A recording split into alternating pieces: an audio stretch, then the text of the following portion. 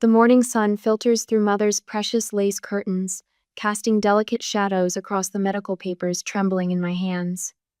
I sit perfectly straight on the antique settee, my spine rigid against the floral upholstery, while the grandfather clock in the corner marks each excruciating second. Tick, tick, tick. My parents perch across from me on matching wingback chairs, their faces composed as if we're discussing the weather instead of my death sentence. Father adjusts his reading glasses, scrutinizing the treatment plan with the same detached interest he shows quarterly earnings reports. The treatment costs $58,000. His words slice through the silence. We've run the numbers, Dana. Logan's tuition comes first. The papers slip from my fingers, scattering across the oriental rug like fallen leaves. My throat constricts, but I force myself to meet his gaze. Princeton can wait a semester. This can't.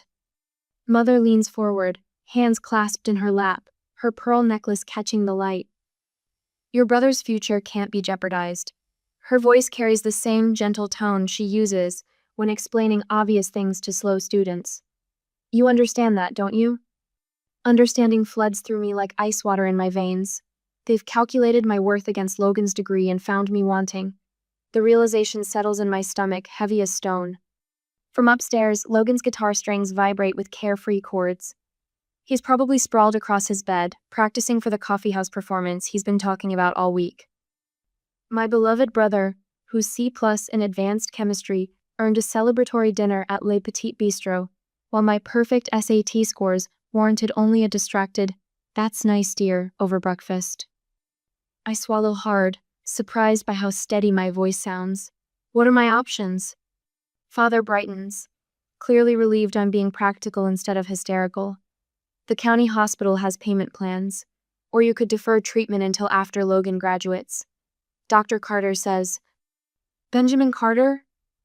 The name triggers a cascade of memories, the distinguished college consultant in his tweed jackets, holding court in our living room over Mother's sugar cookies, discussing Logan's extraordinary potential while I served tea like a ghost. He's been incredibly helpful with Logan's applications, Mother says, beaming. Such connections he has. Did you know he just placed the Henderson boy at Yale? My hands curl into fists, nails biting into my palms. So you discussed my illness with him?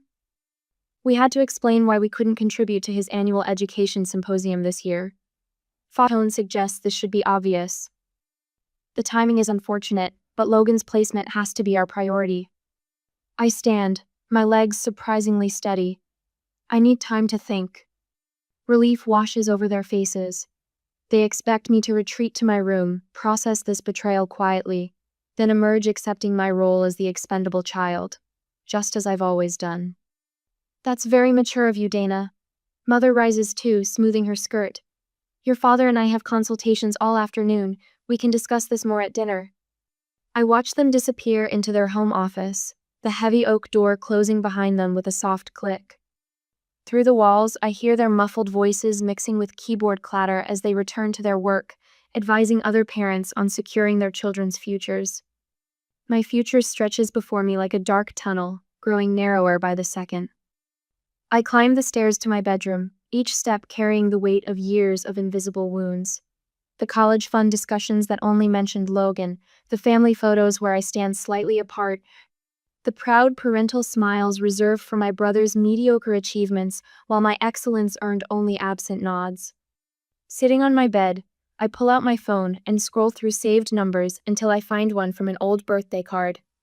Aunt Diane, the family's black sheep, who fled to Colorado Springs years ago. Mother says she lacks ambition, but I remember her warm hugs and the way she actually listened when I talked. My fingers hover over her number as Logan's music drifts through the wall, a cheerful melody that sounds like a mockery now. My parents' voices float up from below, discussing another family's worthy child. I slip into the bathroom and lock the door. The phone trembles in my hand as I press call. 1 ring, 2 rings, then a familiar voice, rough with sleep. Hello? Aunt Diane? My whisper echoes against the tile. I need help. They're letting me die. The silence that follows stretches like a thread about to snap. When Diane speaks again, her voice carries the same iron certainty I remember from childhood. Tell me everything. The bathroom's fluorescent light hums overhead as I begin to speak, telling my aunt how much a daughter's life is worth to my parents.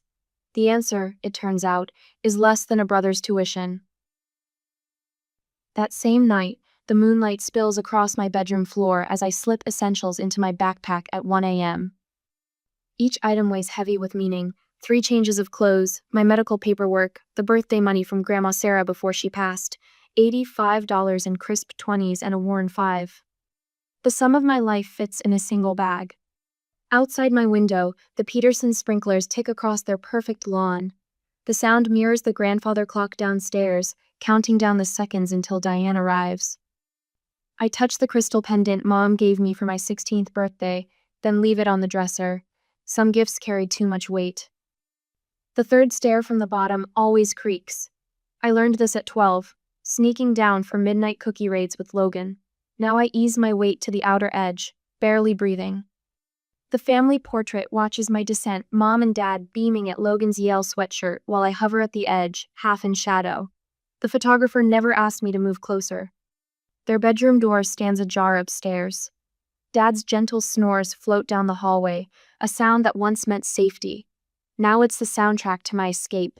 My hand trembles as I unlatch the front door. The bus station at 2 a.m. houses society's invisible people. A woman in a janitor's uniform dozes in a plastic chair. 2 teenagers share earbuds and worried glances. I clutch my backpack closer, shoulders curved inward. The fluorescent lights cast sickly shadows under my eyes. Diane's headlights pierce the darkness at 2:17 a.m. Her ancient Honda Civic rattles up to the curb, nothing like Dad's polished BMW. She steps out wearing faded jeans and a waitress uniform from her second job. The sight of her hits me like a punch to the chest. While my parents calculated the cost of my life against Logan's future, Diane left work mid-shift to drive 3 hours. She wraps me in a fierce hug that smells of coffee and discount perfume. We don't speak. We don't need to. The weight of everything unsaid fills the space between heartbeats. "Let's get you home, kiddo," she says finally, voice rough with emotion. The word home catches in my throat like broken glass. The highway unspools before us, empty except for long-haul truckers. Talk radio murmurs baseball scores while I scroll through my phone. Mom's message thread with Dr. Carter glows in the darkness. Unfortunately, Dana's situation comes at the worst possible time. Logan's placement remains our priority. Completely understand. These things happen. Better to focus resources where they'll have the most impact. My fingers go numb. They'd already decided. Before the family meeting, before their pretense of considering options, I was a liability to be managed, not a daughter to be saved. "Those vultures," Diane mutters, reading over my shoulder at a red light. "You know I'm selling the Civic, right? Already talked to a buyer." "Diane, no." "Some things matter more than things, Dana." She accelerates as the light turns green. "Your life matters more." She took me to her apartment and both of us were tired, so we went to sleep. We had numerous things to do in the morning. Later in the morning, as I can see through the window, her apartment sits above a Vietnamese restaurant, one room with a Murphy bed and copper pots hanging from the ceiling. The walls burst with color-framed concert posters, strings of paper lanterns, a tapestry of elephants marching across sunset. It's nothing like our tasteful beige living room. Everything here feels alive. "We'll figure out the bed situation later," Diane says, dropping my backpack by a battered coffee table. "First, we document everything. Those texts, the medical records, their refusal to treat you. Everything." My phone buzzes. Mom again. "Your emotional reaction is understandable, but you're upsetting your father. What will we tell the Harringtons at dinner?" She knows I left. Aunt Diane called her previously. Diane reads it and snorts. I've got 2 words for her, and neither is sorry. She pulls out her own phone, thumbs flying across the screen. "There. Dana is safe. She's getting treatment. I've got her. Let them chew on that." I sink onto her secondhand couch, exhaustion hitting like a wave. The reality of what I've done crashes over me. I've walked away from everything I've ever known. The perfect daughter has finally broken rank. Get some more sleep, Diane says softly. Tomorrow we start fighting back. I curl up under a quilt that smells of lavender and fabric softener. On the kitchen counter, Diane's car keys glint in the streetlight. Tomorrow she'll sell her only reliable possession to help pay for my treatment. The thought should crush me with guilt. Instead, a different feeling unfolds in my chest, the foreign warmth of being valued. For the first time since the diagnosis, I sleep without dreaming of ticking clocks or medical bills. In the morning, I'll face whatever comes next.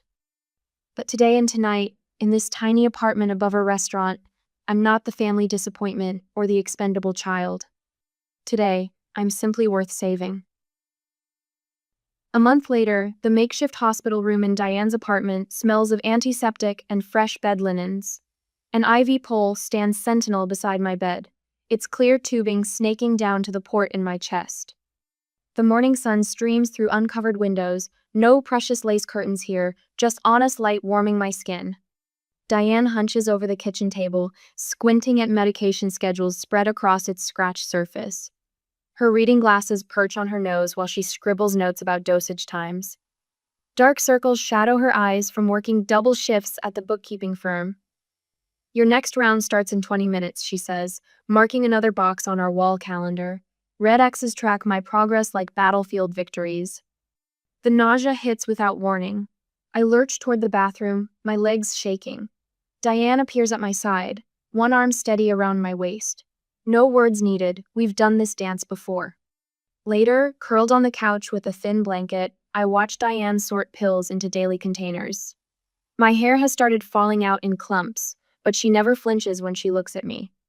Unlike Mother, who would have worried more about the social awkwardness of a balding daughter than my survival. A knock at the door breaks our quiet routine. Mrs. Chen from next door stands there holding a covered casserole dish, steam escaping from the corners. For your strength, she says simply, pressing it into my hands before shuffling away. The third neighbor this week, bringing food unasked. Diane's coworker Susan calls during lunch. Take tomorrow off, she tells Diane. I'll cover your shift. That girl needs you more than the accounting books do. The warmth of their kindness fills my chest, spreading like medicine through my veins. These strangers care more about my life than the people who gave me birth. The letter arrives on a Tuesday, crisp white envelope with Father's law firm's embossed logo.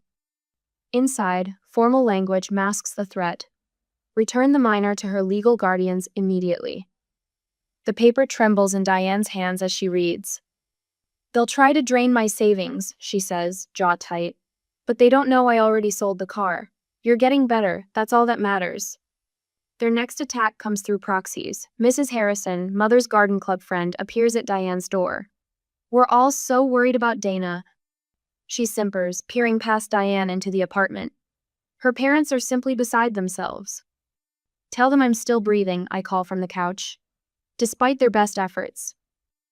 The woman retreats, clutching her designer handbag like a shield. Her report will circulate through their social circle by dinner, embellished with details about our shabby circumstances. I don't expect them to arrive in person, but they do, on a rare good day when I've managed to keep breakfast down. No warning, just the sharp rap of Father's knuckles on the door. They stand in the doorway, foreign beings in their pressed clothes and polished shoes. Mother's pearl necklace catches the light, the same one she wore the morning they sentenced me to death. Dana. Father adjusts his tie. This emotional reaction has gone on long enough. It's time to consider your family responsibilities. I stay seated on the couch, letting them see what their choice has done to me. The weight loss, the pallor, the baseball cap covering my patchy scalp. Mother's hand flies to her throat. Oh dear God, she whispers. What will Dr. Carter think when he hears about this? A laugh bubbles up from my chest, sharp as broken glass. That's what concerns you? Yoshel standing. Now, Dana, Father starts, his lecture voice warming up, but I cut him off. I know exactly what I'm worth to you. My voice stays steady as I reach for the folder beside me. Would you like to see the math? I spread the papers on the coffee table. Their text messages to each other, discussing the unfortunate timing of my illness. Their email to Dr. Carter about prioritizing Logan's placement. The calculations comparing treatment costs to tuition. I kept receipts, I say, tapping each sheet. Every word, every number, every time you chose him over me. Mother sways slightly, face draining of color. You can't possibly mean to. Tell Logan? I meet her eyes. Why not? He deserves to know what his future cost. They retreat without another word, the door clicking shut behind them. In the silence that follows, Diane sits beside me on the couch. You know they won't stop, she says quietly. I gather the papers, sliding them back into the folder. No, but neither will I. That night, after Diane falls asleep in her chair beside my bed, I open my laptop. The cursor blinks in a blank email addressed to Dr. Benjamin Carter. Not a rant, not a plea. Just facts, supported by evidence. The kind of precise documentation he'd appreciate as an academic. Are you sure about this? Diane asks in the morning, reading over my shoulder. It could burn a lot of bridges. I hit send before doubt can take root. They burned the bridge when they decided I wasn't worth saving. I'm just lighting up the wreckage so everyone can see what they did. The IV drips steady beside me, marking time like that grandfather clock in their perfect living room. But this sound means life, not death. This sound means truth. Through the window, morning sun warms my skin. No lace curtains needed here. Just honest light, showing things as they really are. The screen of my laptop glows in the pre-dawn darkness of Diane's apartment. My fingers hover over the keyboard as I reread the email one final time. No accusations, no heated words, just a clinical timeline of events supported by screenshots, medical records, and their own damning text messages. You're sure about this? Diane asks from the doorway, 2 steaming mugs of coffee in her hands. I accept one, breathing in the familiar morning ritual we've built over these months of treatment. The truth doesn't need dramatics. My cursor blinks over the send button. One click to detonate the carefully constructed world of Rivers Educational Consulting. One click to show Dr. Benjamin Carter exactly who he's partnered with all these years. I press send. The next weeks pass in a rhythm of recovery. Pills sorted into morning and evening doses. The ache of healing bones. Small victories marked on Diane's wall calendar with gold star stickers, a touch of whimsy in our medical routine. I focus on getting stronger while that email works its quiet magic. First comes the silence. Dr. Carter's annual education symposium program appears online without their names. Then their consulting firm vanishes from the top educational directories. Social media fills with announcements of Carter's exclusive new partnerships, their absence speaking volumes. You could post about what they did, Diane suggests one evening as we scroll through local news. People should know. I shake my head, watching another family's smiling photo with Dr. Carter appear on my feed. They built their reputation on appearances, losing that matters more than any public shame. The landline rings on a Tuesday evening, an unexpected sound in our cell phone world. Diane answers, then holds it out to me with raised eyebrows. Dana? Logan's voice cracks through the receiver. What's going on? Mom and Dad said you were being difficult about some minor treatment, but their story keeps changing. My heart pounds against my ribs. Did they tell you how much the treatment cost? What? No, they just said you were. He stops. Dana, how much? $58,000. The number still tastes bitter. Less than your first year at Princeton. The silence stretches so long I check if the call dropped. Then Logan whispers, They chose my tuition over your life? Now you understand. I'm transferring to state. Papers rustle in the background. I already started the paperwork. They can't. I won't let them. Logan, breathe. I'm so sorry. His voice breaks. I never knew I was their excuse for letting you die. After we hang up, I curl into the secondhand armchair Diane rescued from a yard sale. The fabric smells like lavender sachets and sunshine. Through the window, mountains paint purple shadows against the sunset. My newly strong fingers trace the port scar on my chest, a map of survival I never expected to bear. Diane doesn't hover, but I hear her puttering in the kitchen, the familiar clink of mugs and spoons creating comfort through routine. On her wall calendar, tomorrow's square holds another gold star waiting to be earned. Not for medical milestones anymore, but for my first day volunteering at the local tutoring center. The morning brings crisp autumn air and nervous energy. I arrange donated textbooks while other volunteers trickle in. A boy slumps at the table before me, algebra homework crumpled in his fist. Nobody gets it, he mutters. They all say I'm not trying hard enough. I settle into the chair across from him. Want to know a secret? Sometimes the people who should believe in you don't, but that doesn't make you less worthy. His eyes lift to mine. How do you know? Because I lived it. I smooth out his homework.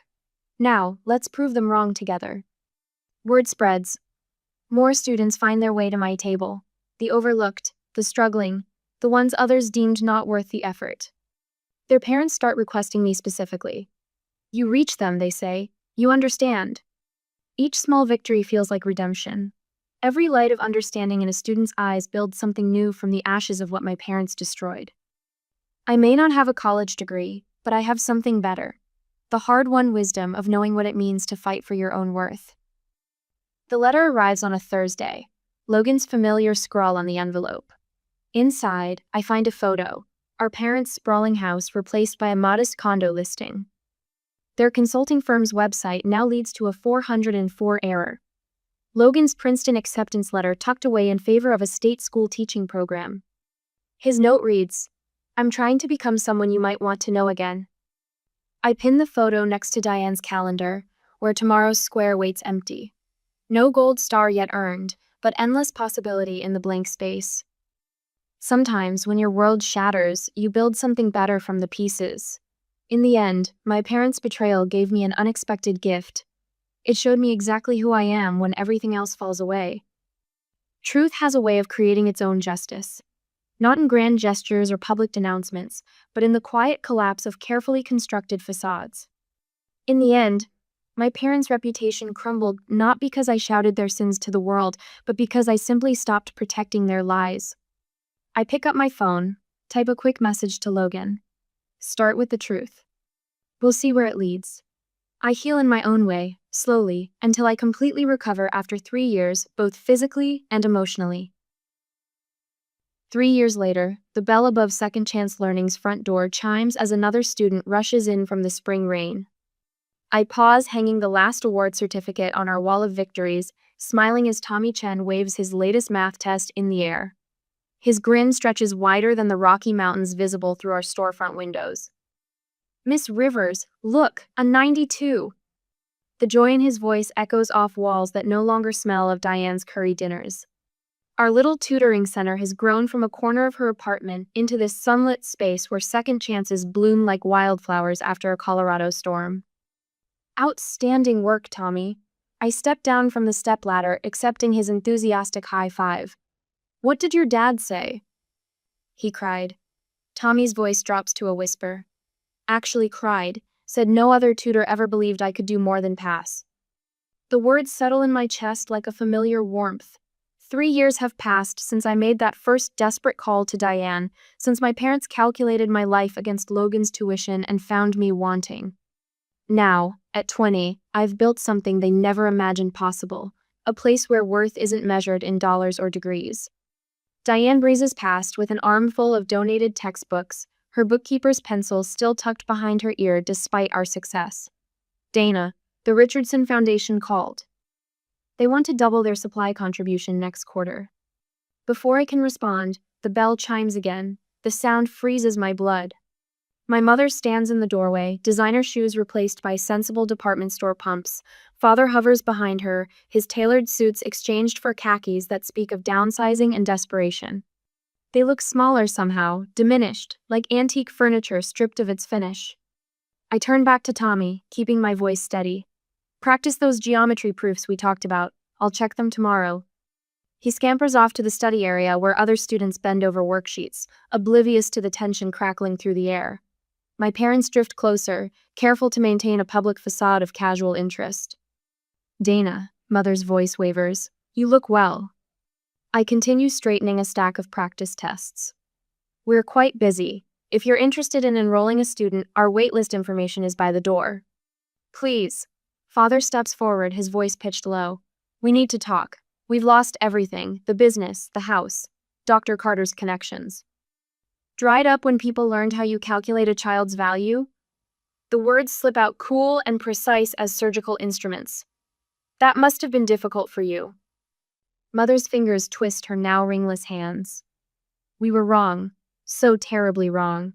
But you've built something wonderful here. Surely that means I succeeded without you. I meet their gaze directly, my voice carrying no further than the space between us. You told me I wasn't worth saving. I'm just returning the favor. The silence stretches between us like a closing door. A student's parent waves from across the room, and I turn toward her with a genuine smile. Mrs. Anderson, how is Jessica's college application coming along? When I glance back, my parents have retreated. Through the window, I watch them shuffle down the sidewalk, shoulders bent under the weight of consequences they never expected to bear. Diane appears at my elbow, her presence solid as mountain stone. You okay? I survey our growing space, the walls lined with success stories, the tables filled with students others had written off, the future we've built from the ashes of betrayal. I am now. The afternoon sun breaks through the clouds, painting golden stripes across our wall of victories. A new certificate waits to be hung, bearing the name of a girl whose parents called her hopeless last month. Below her name, I've written the same words I read on every victory. Worth everything. Tommy's voice rises from the study area, patiently explaining a math concept to a younger student. The sound washes over me like a blessing, proof that sometimes the most powerful revenge is simply living well. I pick up my teaching binder, filled with lesson plans and progress notes. Ready for the 4 o'clock group? Diane squeezes my shoulder. Always. We move toward the cluster of waiting students, their faces bright with possibility. Behind us, the door stays firmly closed on the past, while ahead stretches a future built on a simple truth. Every life deserves someone who believes it's worth saving. The bell chimes again as another student enters, and I smile. Time to create another second chance. The morning sun catches the rim of my coffee cup as I stand at our lakefront cottage window. 5 years. The medical port scar beneath my collarbone has faded to a silvery reminder, but the memories remain sharp as ever. Behind me, Diane hums while arranging fresh flowers, her movements unhurried and content. Look what arrived, she calls, holding up an envelope postmarked from Venice. Inside, glossy photos capture her standing before the Grand Canal, wearing the bright coral sweater I insisted she buy for the trip. Her first passport stamp at 63, paid for by the Learning Center Success. My phone buzzes. Another message from Logan. Got the teaching certification. Still hoping there might be room at second chance when I finish. I let it sit unanswered, the way I sometimes need to with him. He's trying, but healing happens on its own schedule. The kettle whistles, and I pour hot water over Diane's favorite Earl Grey, breathing in the bergamot steam. Through the window, I watch boats cut white trails across the lake. We bought this cottage last spring after the Learning Center's expansion. 3 bedrooms, weathered cedar siding, and a wraparound porch where displaced kids can find refuge, just like I once did. Hand me that photo album, Diane says, settling into her usual chair. I want to put these Venice pictures somewhere special. I retrieve the leather-bound album from the shelf, its pages thick with 5 years of transformed lives. My fingers trace the progression, the first tiny office space we rented, students' graduation photos, the ribbon cutting for our expanded location. Each image tells a story of someone society had written off. Remember that first morning in my apartment? Diane asks, carefully mounting a photo of herself on the Rialto Bridge. You looked so lost, but your spine was steel. I wasn't the only lost one, I remind her, thinking of how she worked triple shifts at her bookkeeping job to help fund my treatments. You risked everything for me. And look what you made of that risk. She gestures around the sun-filled room, then reaches for her phone. Speaking of which, I recognize the familiar swish of a social media post being uploaded. Diane rarely shares online, but when she does, it carries weight. She turns the screen toward me. There she stands, wineglass raised against the Venetian sunset, her silver hair catching the light. The caption reads, "To my niece, who gave me the life I never dreamed I could have." My throat tightens. They'll see it, you know. The family gossip network never sleeps. Good. Diane's eyes sparkle with quiet satisfaction. Let them see what choosing love over appearances looks like. The afternoon sun warms the porch boards beneath our feet as we move outside with fresh tea. A stack of applications for our second location sits in my lap, more students needing second chances, more lives waiting to be transformed. Any regrets? Diane asked suddenly. About college, I mean. Your parents were so fixated on academic pedigree. I touched the spot where the medical port once channeled poison and healing through my veins. Funny thing about near-death experiences, they clarify what matters. I didn't just survive. I built a life for me, and for the only person who ever believed I deserved to live. The breeze carries the scent of approaching autumn. Below our porch, purple asters bloom where we scattered wildflower seeds in spring. My phone chimes with a message from Maria, one of our first students, now crushing her freshman year at State. "Prof loved my paper," her text exclaims. "Thank you for teaching me I was worth investing in." I smile, remembering the angry 14-year-old who stormed into our center, convinced she was too stupid for school. Now she's tutoring other struggling students between classes, passing forward the belief someone once placed in her. The setting sun paints the lake in amber and rose. I stand at the water's edge, letting the small waves lap at my feet. Behind me, our cottage glows with warmth and purpose. The medical bills that once threatened my life now hang framed in my office. A reminder that sometimes being deemed worthless by those who should love you becomes its own kind of freedom. My phone buzzes again. Another student success story, another life reconstructed from the ashes of someone else's judgment. I think of my parents in their downsized house, their reputation in tatters, still wondering how their careful calculations went so wrong. But that's not my story anymore. My story lives in the walls of our learning center, in the eyes of students discovering their own worth, in the peaceful breathing of my aunt as she dozes in her porch chair, Venice photos scattered across her lap. My story is the price of freedom, paid in full, with interest earned in changed lives. 5 years ago, I learned exactly how little I was worth to the people who should have treasured me most. Today, I know my true value, measured not in dollars or degrees, but in the ripples of transformation spreading outward from that first terrible choice between death and dignity. I turn back toward our home, toward the light spilling from windows that hold no lace curtains, no ticking clocks, no echoes of calculated betrayal. In the end, it turns out the most worthwhile investment was the one I made in myself and in everyone else the world had marked as expendable. Tomorrow, I'll review more applications, guide more students, build more bridges to possibility. But tonight, I simply stand in the gathering dusk, letting the water whisper its endless song of renewal. Some people call it revenge, living well. I call it justice, served one changed life at a time. The moon rises over the lake, full and bright, casting a silver path across the water. Behind me, Diane calls that dinner's ready. I smile, knowing our table will likely hold at least one extra plate for whatever struggling soul found their way to our door today. That's the thing about second chances, they multiply when you share them. My footsteps leave brief impressions in the damp sand as I walk toward home. Each print fills with water, then disappears, like the old wounds that shaped but no longer define me. Above the door, a handmade sign reads, "Welcome," in a dozen languages, proof that family isn't always who you're born to, but who you choose to become. Inside, the cottage rings with Diane's laughter as she reads another message from her Venice tour guide. Life pulses here, real and imperfect and gloriously free. I pause in the doorway, watching moonlight silver her hair, thinking how sometimes the greatest triumph isn't in proving others wrong, but in proving yourself right. The scent of herb bread and possibility fills our kitchen. Tomorrow will bring its own challenges, its own victories, its own opportunities to extend the gift of belief to someone who needs it. But tonight, in this moment, I am exactly where I'm meant to be, helping write new endings to old stories of worth and worthlessness, one precious life at a time.